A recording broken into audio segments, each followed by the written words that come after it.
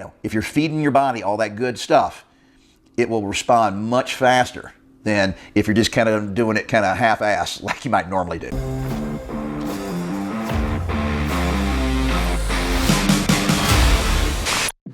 Hey guys, I'm Mark McKillier with Live Anabolic, and today I want to talk to you about something that happens to all of us. And then what do you do about it? And that is how to get back into shape and get back into that kind of that workout mentality after you've been injured or sick, or for that matter, let's say you've gone on vacation.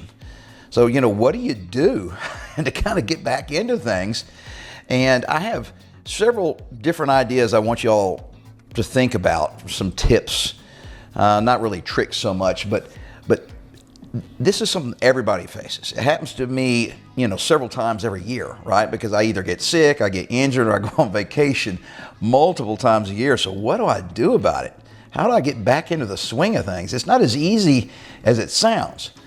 And before I kind of get into some of these, concepts with you, I want to just real quickly remind you, we have a free resource, our Facebook group. Check out the link below this video. But doesn't matter if you don't like Facebook, I don't care. Just log on, create a little account, and join our group. We have over 13,000 men around the world. It's everybody just like you, all right?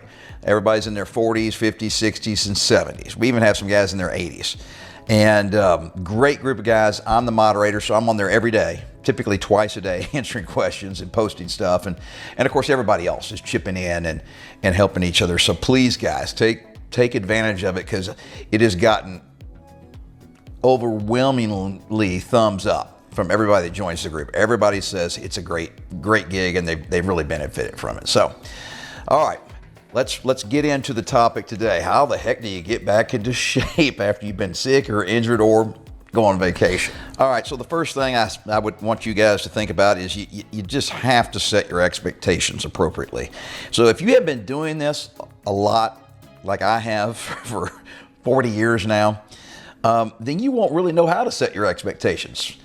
And so I'm going to get into some actual percentages here in some of the next topics, but basically expectation versus reality are two radically different things.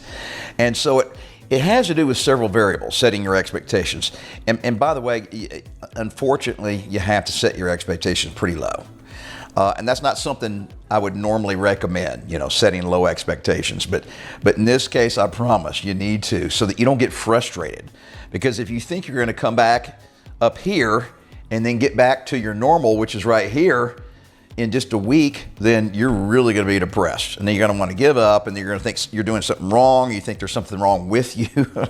So anyway, let me give you a couple of examples for myself. So I had COVID 7 months ago, and I got a bad case of it. I mean, real severe sore throat. 7 months later, my voice is still, kind of raspy.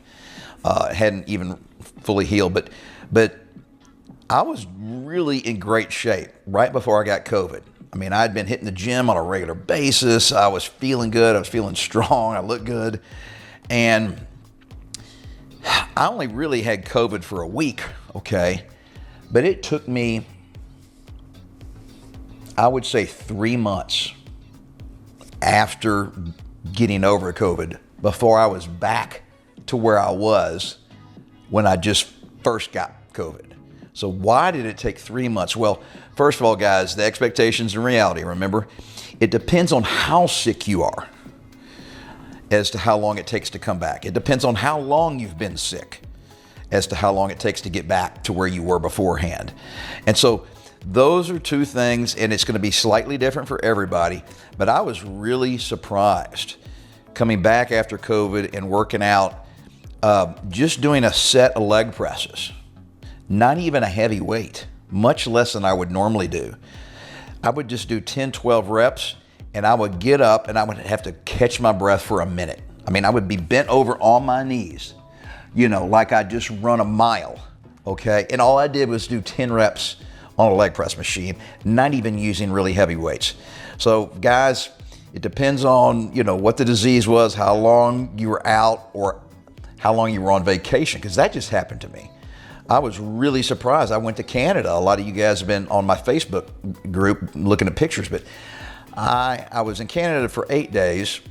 So I didn't work out the day I went up, didn't work out the day after I got back. So, I didn't work out for 10 or 11 days, which is not a real long time. I wasn't sick, all right? But when I came back, I was really surprised and depressed at how much strength I had lost. So guys, it's going to take a while. Okay, I'm still, it's only been about 2 weeks and I'm not back to where I was. And all I did was take off, 10 days, for goodness sakes. I wasn't even sick. So set your expectations low, even though that is normally not something I would tell you. All right, guys, tip number 2, start back slow and easy. Now, of course, that's kind of a no-brainer, right? So once again, it kind of depends on how long you were out, whether you were sick or not. So I got back from Canada. I wasn't sick. I wasn't injured, okay? And so the first 2 weeks back, I'm not pushing myself hard.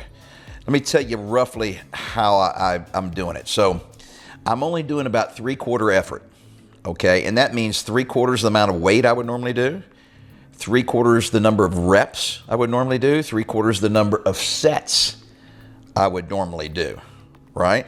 And so that's not real hard. It's kind of fun though, because there's not a lot of pain involved. You can kind of cruise through your workout. So that's how I'm doing it. That's what I did the first week back. The second week back, I upped it just a little bit. So instead of 75%, I was doing about 85% effort. And then the third week, okay, back, then I'm going to be doing 100% effort. But I still won't be strong enough to lift the same weight for the same number of reps. Even though my intensity is 100%, I'm still not there. So just taking off for 10 days is going to take me a full month of working out to get back to where I was before I left on vacation. And I wasn't sick. It was a fun, restful vacation. I had a great time. So if you're sick, and I mean really sick, then you're going to have to drop it down even more. So instead of 3/4 effort, take it down to about 50 or 60% effort for the first week back. Same thing on the amount of weight, 50, 60% what you would normally do. Same thing on the number of reps and sets.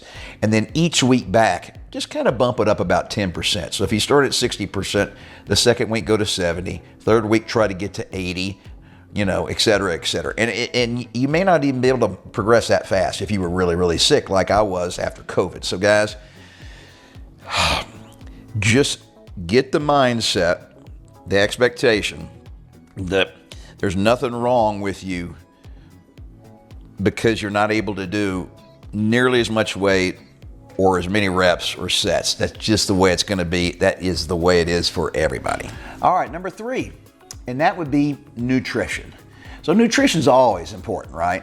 But I think when you're coming back from being sick or on vacation or an injury or something like that, you really need to focus even more than normal on your nutrition. And part of nutrition, remember, is water, hydration.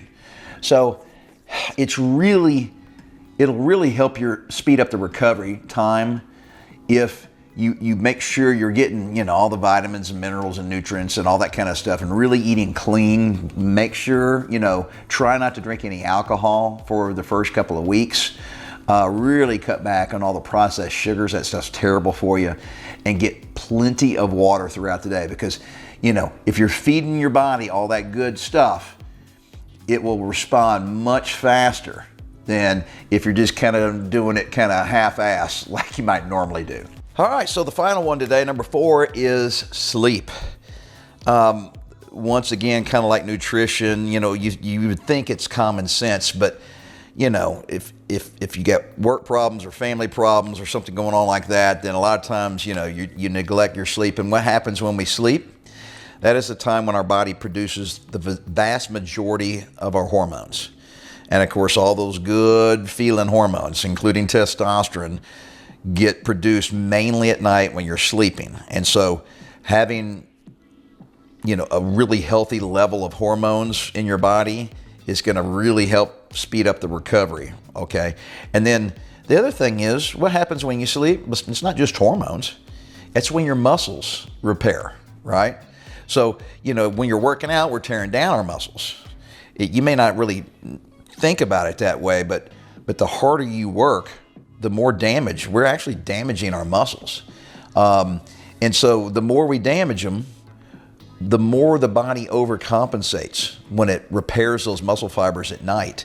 It builds them back just a tiny bit bigger and a tiny bit stronger every time, okay? But if you're not getting enough sleep, not only are your hormones out of balance, but the repair and growth of your muscles are just really hindered. So you're not going to get nearly the benefit. And it's going to take a whole lot longer to get back into the normal swing of things. And with all that being said, it's not going to work the way you want it to unless you stick with it and never give up on yourself.